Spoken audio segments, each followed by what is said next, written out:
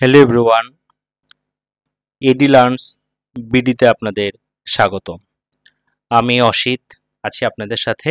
আজকে আলোচনা করব 3 মাস অন্তর মুনাফাভিত্তিক সঞ্চয়পত্র কিনতে কি লাগে এবং কারা কিনতে পারে, এবং 3 মাস অন্তর মুনাফায় আপনি কত টাকা মুনাফা পাবেন সেটা 3 মাস অন্তর বা বাৎসরিক।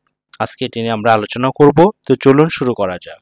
তো দেখুন, 3 মাস অন্তর মুনাফাভিত্তিক সঞ্চয়পত্রের ক্ষেত্রে যারা করতে পারবেন, সকল শ্রেণী পেশার বাংলাদেশি নাগরিকরা করতে পারবেন। দ্বিতীয়ত, ক্রয়ের ঊর্ধ্বসীমা ব্যক্তির ক্ষেত্রে একক নাম যদি থাকে 30 লাখ এবং যৌথ নামে হচ্ছে 60 লাখ। প্রতিষ্ঠানের ক্ষেত্রে ভবিষ্যৎ তহবিলে মোট স্থিতি 50%, তবে সর্বোচ্চ 50 কোটি টাকা পর্যন্ত, এবং ফার্মের ক্ষেত্রে 2 কোটি, এবং অটিস্টিক সহায়তা প্রতিষ্ঠান বা দুস্থ অনাথ আশ্রম এটসেট্রা এসবের ক্ষেত্রে আপনি 5 কোটি পর্যন্ত কিনতে পারবেন।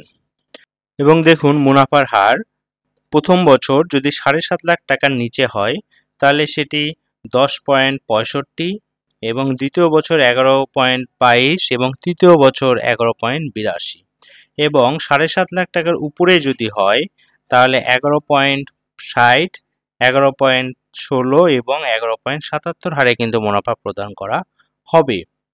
এবং উৎস করের ক্ষেত্রে 5 বছর মেয়াদি বাংলাদেশ সঞ্চয়পত্র 3 মাস অন্তর মুনাফা সঞ্চয়পত্র পরিবার সঞ্চয়পত্রে 5 লাখ টাকা পর্যন্ত সর্বমোট বিনিয়োগের ক্ষেত্রে মোট মুনাফার উপর 5% হারে, এবং অধিক মুনাফা যদি হয় তাহলে 10% হয়। তার মানে আমরা বুঝতে পারলাম যে 5 লাখ টাকা পর্যন্ত যদি হয় তাহলে সেটি 5% পর্যন্ত হবে, এবং যদি এর অধিক হয় তাহলে কিন্তু 10%। এবং এটি কিন্তু 5 বছর মেয়াদি সঞ্চয়পত্র এবং 3 মাস অন্তর সঞ্চয়পত্র এবং পরিবার সঞ্চয়পত্রের জন্য কিন্তু প্রযোজ্য।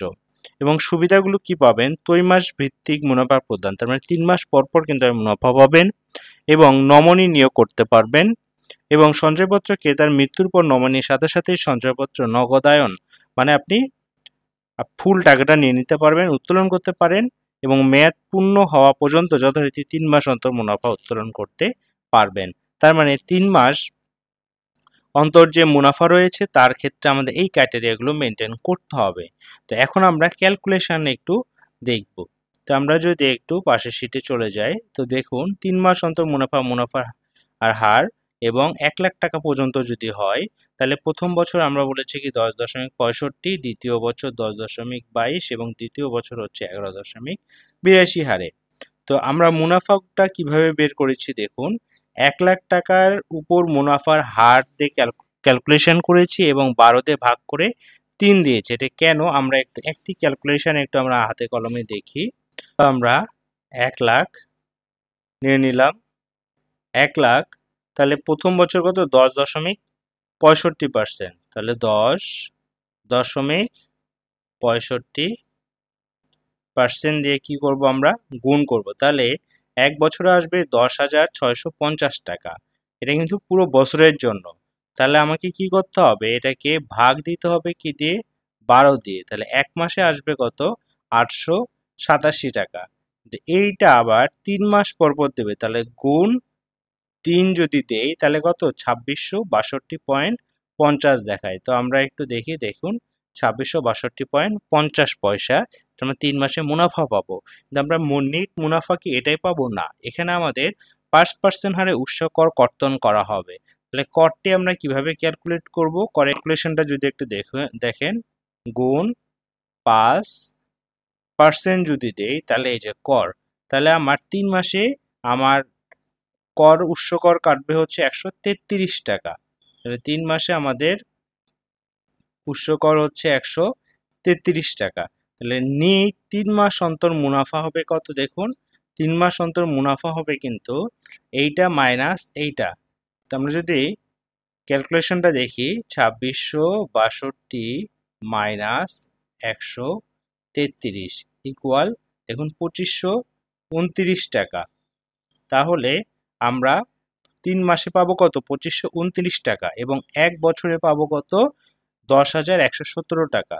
তো আমরা কিভাবে ক্যালকুলেশন করছি? প্রত্যেকটার কিওয়ার্ড কিন্তু এখানে দেওয়া আছে। মুনাফার উপর পার্সেন্টেজ নিয়েছি এবং মুনাফা থেকে উৎস কর বাদ দিয়েছি, এবং বাৎসরিক মুনাফা কি করেছি, আমরা এই অ্যামাউন্টের সাথে 4 গুণ করেছি। কারণ আমরা যদি 3 মাস পর পর মুনাফা পাই, বছরে 4 বার পাবো। তাহলে নিট মুনাফার সাথে যদি আমরা 4 গুণ করি, তাহলে আমরা কিন্তু বাৎসরিক মুনাফাটি পেয়ে যাব। সেম ভাবে কিন্তু আমরা দ্বিতীয় বছরে ক্যালকুলেশনটি করেছি এবং দ্বিতীয় বছরে দেখেছি যে 1 লাখ টাকায় আমরা কত পেয়েছি, 10,659 টাকা। এবং তৃতীয় বছরে আমরা যেটা দেখেছি 1 লাখ টাকায় আমরা পেয়েছি 11,228 টাকা। তো এইভাবে 1 লাখ টাকা পর্যন্ত আমরা ক্যালকুলেশন করতে পারি এবং 5 লাখ টাকা পর্যন্ত যদি হয়, 5 লাখ টাকায় কিন্তু তখন আমাদের উৎস করটি চেঞ্জ হয়ে যাবে। তো আমরা সাপোজ যদি 4 লাখ টাকা পর্যন্ত ধরি, তাহলে এই নিট বাৎসরিক ভ্যালুর সাথে যদি আমরা 4 গুণ করে দেই, তাহলে কিন্তু এটার 4 গুণ অ্যামাউন্টটি আমরা বাৎসরিক ইনকাম করব। তার মানে আমাদের যত লাখ টাকা বাড়বে তত গুণিতক হবে। এইভাবে কিন্তু আমরা 1 বছরের 1 লাখ টাকায় কত টাকা পাবো সেটি কিন্তু আমরা বের করে ফেলতে পারি। তো আশা করি আপনাদের ভিডিওটি ভালো লাগবে এবং আরও যদি কিছু জানতে চান তাহলে অবশ্যই কমেন্ট করে জানাবেন এবং এই ধরনের নতুন নতুন ভিডিও পেতে অবশ্যই চ্যানেলটি সাবস্ক্রাইব করবেন। ধন্যবাদ সবাইকে। দেখা হচ্ছে নতুন কোনো ভিডিওতে। সে পর্যন্ত ভালো থাকবেন, সুস্থ থাকবেন।